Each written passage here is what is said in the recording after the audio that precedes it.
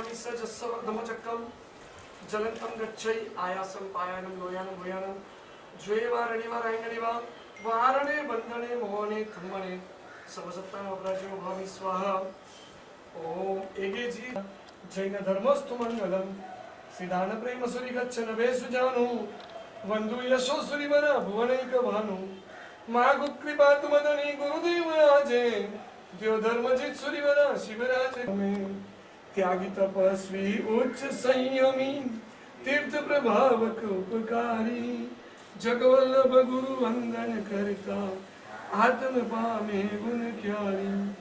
ओम अस्य अवसरमस्ति माणिभद्र दिशतु मम सदा सर्व कार्येषु सिद्धिं या नित्यं वरहंस वाणयुता या ब्रह्म रूपा सदा विद्वान। पूज्य गुरुदेवना शिष्य गणिवर्य दानवल्लभ विजय महाराज साहेबना शिष्य मुनिराज श्री धैर्यवल्लभ विजय महाराज આયુર્વેદમાંથી અમુક દવાઓનું સંશોધન કરીને ઘાટકોપરના અને અનેક યુવાન ભાઈ બહેનોને ટક્કર ઝીલી શકીએ એ અનુલક્ષીને આયુર્વેદમાં આને માટે એક દવાનું સંશોધન આ બધાએ ભેગા થઈને ખૂબ સુંદર રીતે કર્યું છે અને જેનું આજે પબ્લિકની વચ્ચે અનાવરણ થવા જઈ રહ્યું છે।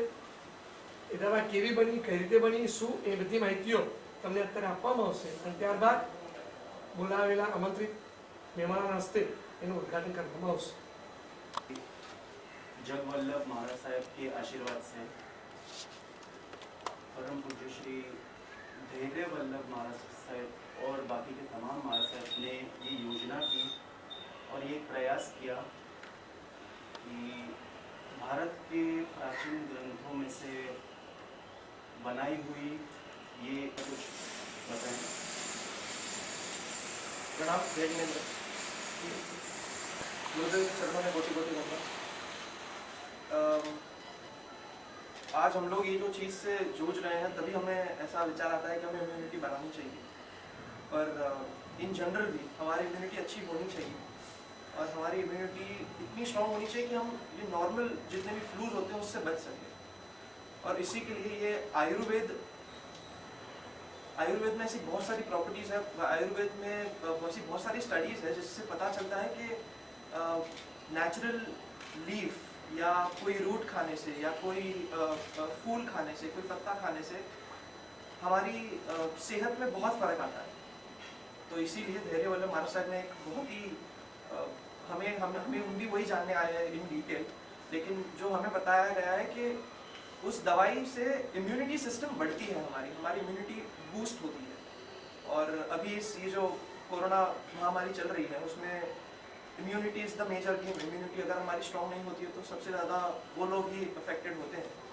और इसीलिए इस दवाई का ऐसे माहौल में भी इस दवाई का लॉन्चिंग हुआ है ताकि ज़्यादा से ज़्यादा लोगों तक ऐसे समय पर पहुंच सके।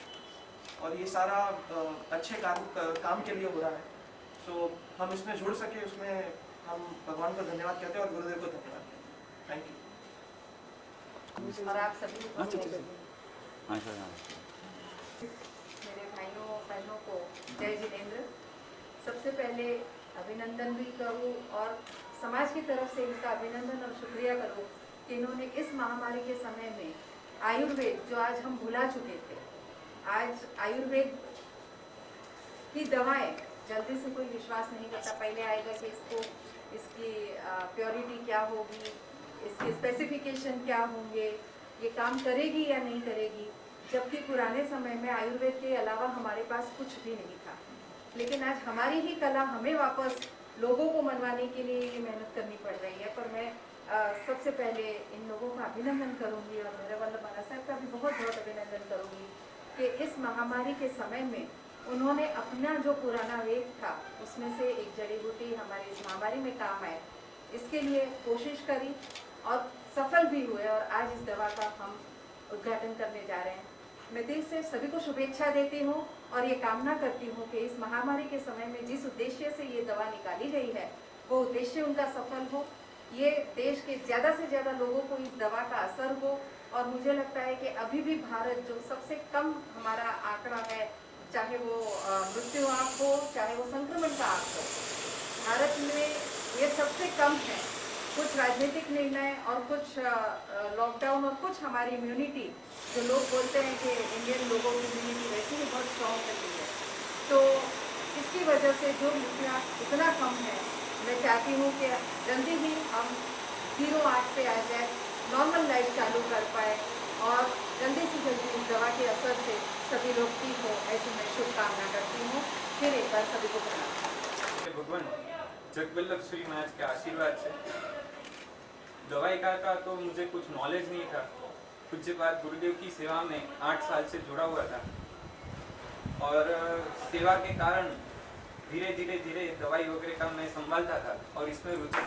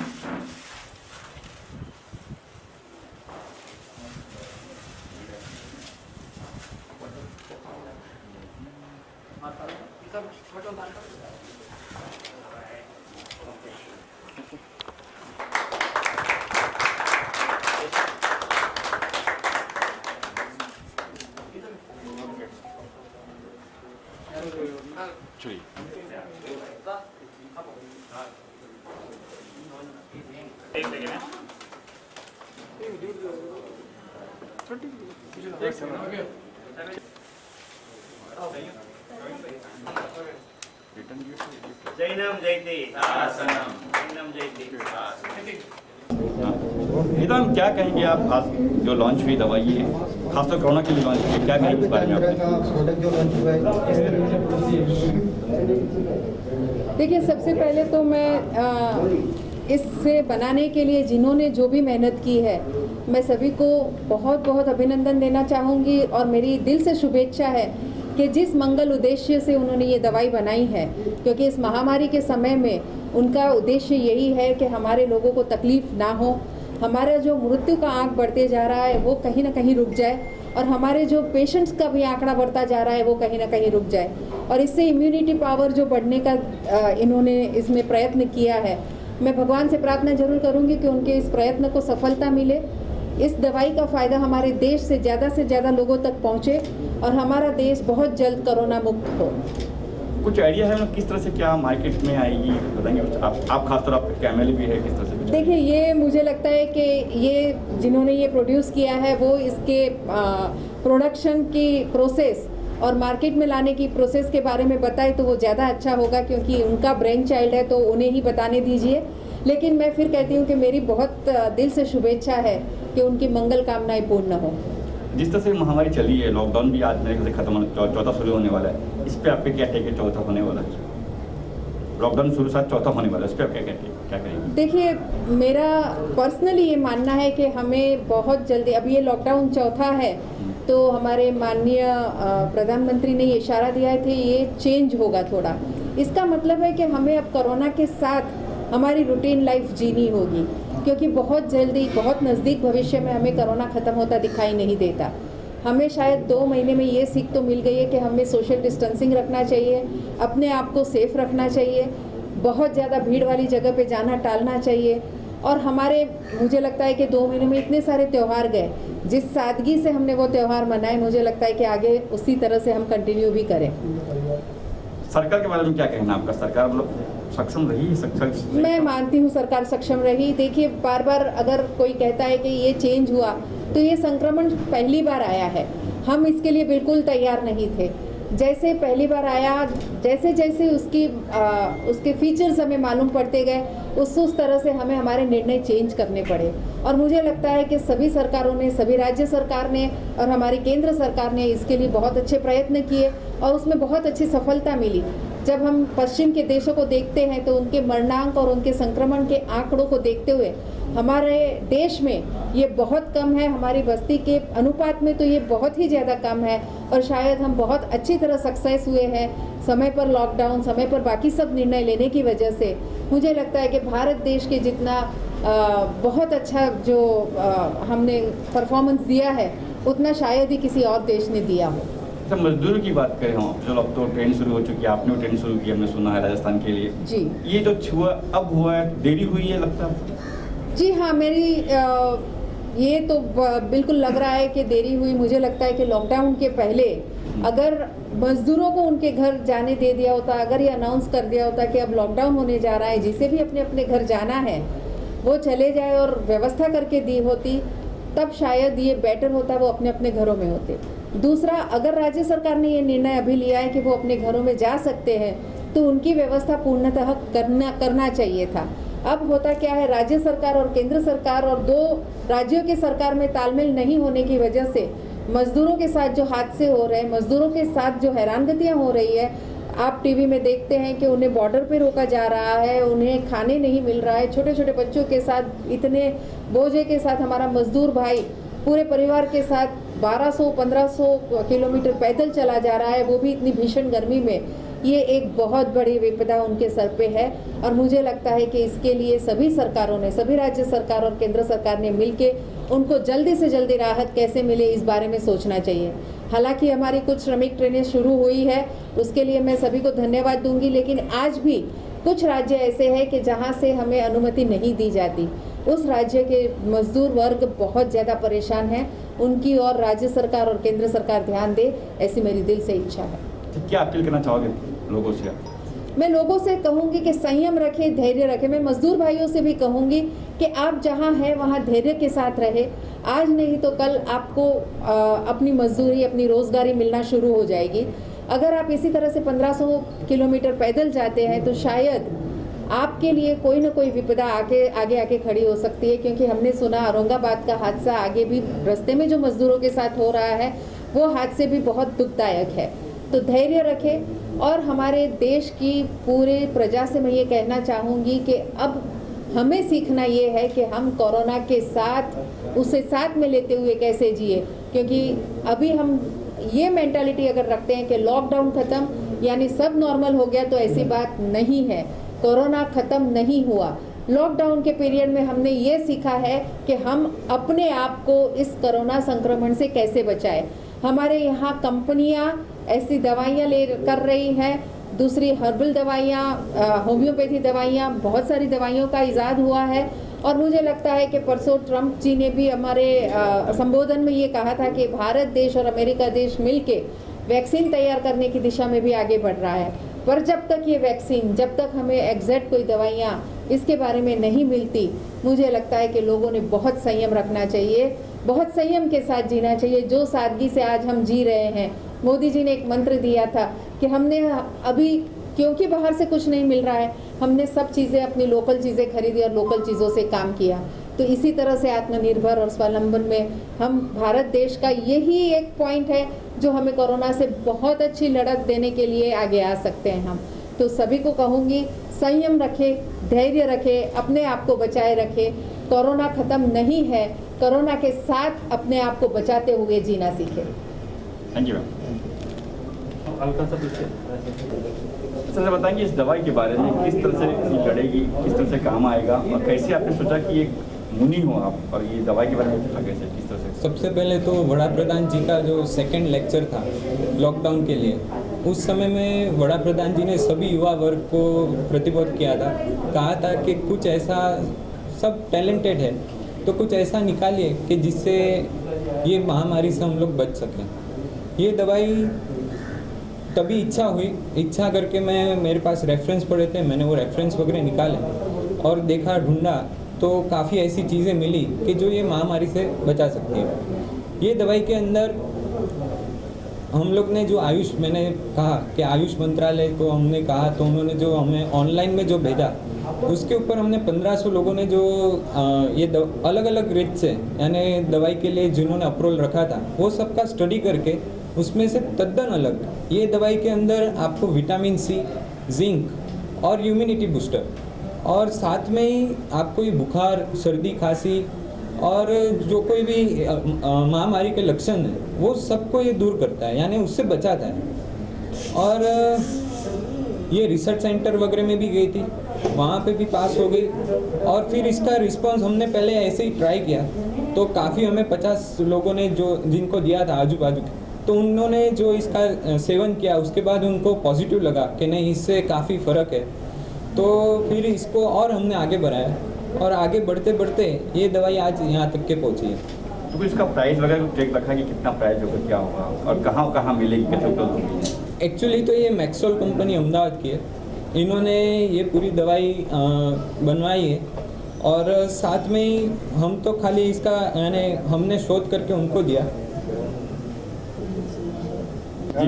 आपने जो प्राइस टैग की जो बात किया ना, तो वो जो प्राइस टैग अभी भी यानी हमने जो कमिंग सुन रखा है, यानी इसके बाद एक भावना है कि और आगे बड़े लेवल पे इसका यानी हो, बट अभी कोई ऐसा प्राइस अभी नक्की नहीं किया है, क्योंकि इसमें हमें सेवा भाव से करना है, ना कि कोई आशय से।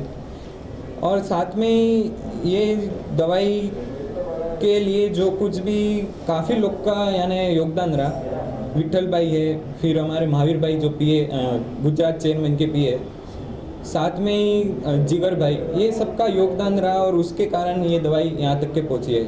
और यानी अभी हम लोग ने छोटे पाए पे चालू किया है और भावना है कि ये जो मैक्सोल कंपनी है इनका काफ़ी बड़ा वर्ग है, तो उन लोग इसको आगे आगे बढ़ाएंगे। अभी गुजरात के अंदर तो उन लोग का कमिंग यानी हमारा जैसे ही प्रोडक्शन ज़्यादा बनना शुरू होता है तो उन लोग इसको ज़्यादा विस्तार करेंगे। इसका साइड इफेक्ट कुछ है? इसका कोई भी साइड इफ़ेक्ट नहीं है, टोटली ये प्योर रिच से बनाया हुआ है, हर कोई इसका सेवन कर सकता है। इसका खाली जो यानी डॉक्टर के हिसाब से जो सलाह वगैरह लिया है, तो बड़े लोग रहते हैं तो वो 1 चम्मच पानी के साथ अपन ले सकते हैं, बाकी जो छोटे बच्चे वगैरह रहते हैं तो आधा चम्मच यानी दे सकते हैं। बाकी इसका तो टोटली कोई भी साइड इफ़ेक्ट वगैरह नहीं है। रिसर्च सेंटर के अंदर भी इसका टेस्ट हुआ तो वहाँ पे भी पास हुआ। कोई भी ऐसी भी प्रोडक्ट नहीं डाली है जो प्राणीजन्य हो कि जो केमिकल वाली हो, टोटली प्योर वनस्पतियों को लेके टोटली वो बनाया गया होगा। और इसके अंदर ऐसी भी वनस्पति है जो खाली तिब्बत में मिलती थी, हाँ, मगर अब तिब्बत तक के तो जाना पॉसिबल नहीं था, तो हरिश्चंद्रगढ़ जो गढ़ काफ़ी वनस्पतियों के लिए, औषधियों के लिए बहुत ही यानी प्रसिद्ध है, वो गढ़ पे अपने आदमी हम लोग ने कांटेक्ट किया वगैरह सब किया, गवर्नमेंट से परमिशन लिया। हमारे 2 जन गए, जूलीबेन करके है, जूलीबेन जगड़ जी गए और उन लोग जाके परमिशन लेके गवर्नमेंट की और फिर वहाँ जाके वनस्पतियाँ हम लोग लेके आए और हमारे ही सामने पूरा टोटली इसका निर्माण हुआ। मार्केट में कब तक आ जाएगी? मार्केट में मे बी मैं आपको बोलूँ तो 5-1 दिन के अंदर हम लोग इसको रख देंगे। और हमारा 3 दिन पहले ही पूरा रो प्रोडक्ट उतरा है काफ़ी, क्योंकि बड़ी मात्रा में करना है तो उसके लिए हम रो प्रोडक्ट उतर गया है, बस एक 5-1 दिन में अब तैयार करके ये मार्केट में हम लोग रखेंगे। आयुर्वेद, जैसे इन्होंने कहा कि आयुर्वेद के कोई साइड इफेक्ट्स है क्या, लेकिन आयुर्वेद की वही खास बात है कि आयुर्वेद के कोई साइड इफेक्ट्स होते ही नहीं है। डेफिनेटली उसमें उसको मात्रा से लिया जाता है कि जिसे जितना लेना चाहिए उतना ही लेना चाहिए, वो सिर्फ इतना फ़र्क होता है। तो हम बहुत नसीबदार हैं कि हमारे देश में ऐसी दवाई बन रही है, हमारे देश में ऐसी वनस्पतियाँ मिल रही हैं और हमारे देश में ऐसे गुरु महाराज हैं, जूलीबेन जैसे ऐसे सेवक हैं जो ऐसी दवाई बनाने के लिए तैयार है, सक्षम है। तो मैं सच में इन सबको धन्यवाद देता हूँ और ये दवाई ज़्यादा से ज़्यादा लोगों तक पहुँचे, वैसी मैं भगवान से प्रार्थना करता हूँ। ये एक ऐसी दवाई है जो आमतौर पे अपने को पता भी ना चले कि हमने इसका सेवन किया है और इम्यूनिटी इतनी बूस्ट करके रखती है, बिकॉज़ ये इसमें जो तंत्र है वो हमारे इंडिया के, भारत के प्राचीन ग्रंथों से निकाली हुई जड़ी बूटियाँ हैं और उसमें से ये बनाई हुई दवाई है। तो इसका सेवन करने से कोई साइड इफ़ेक्ट है नहीं और ये बहुत ही अच्छा नेक काम हो रहा है। तो मैं चाहूँगा कि इसको जितना ज़्यादा से ज़्यादा स्प्रेड करें और ये चीज़ को हर एक इंसान तक पहुँचाएं भारत के, तो ये महामारी से हम जल्दी दूर हो सकें। तो इसमें कोई एज बार रखा है आपने कि इस उम्र से लेके उस उम्र तक ले सकते हैं, ऐसा रखा है आपने? एज बार ऐसा कुछ नहीं है। हर एक उम्र का ले सकते हैं, सिर्फ उसकी प्रोपोर्शन या क्वांटिटी डिसाइड करके लेनी है। Thank you sir.